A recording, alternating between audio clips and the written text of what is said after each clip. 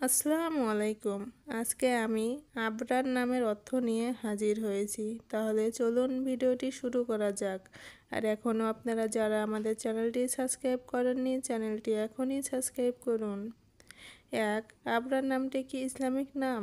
আবরার নামটি ইসলামিক নাম হিসাবে পরিচিত এবং এটি মুসলিম সমাজে ব্যবহৃত হয়। ২. আবরার নামের বাংলা অর্থ কী? আবরার নামের বাংলা অর্থ হচ্ছে সৎ বা ভালো কাজ করা। ৩. আবরার নামের আরবি অর্থ কী? আরবি ভাষায় আবরার শব্দের অর্থ ভালো মানুষ বা ন্যায়পরায়ণ। ৪. আবরার নামের উৎপত্তি কোথা থেকে? আবরার নামের উৎপত্তি আরবি ভাষা থেকে, যেখানে এটি সৎ ও নৈতিকতার প্রতীক। ৫. আবরার নামের প্রকৃতির মানুষ। আবরার নামের ব্যক্তিরা সাধারণত সৎ, সহানুভূতিশীল এবং পরোপকারী হয়ে থাকেন। আজ তাহলে এ পর্যন্তই।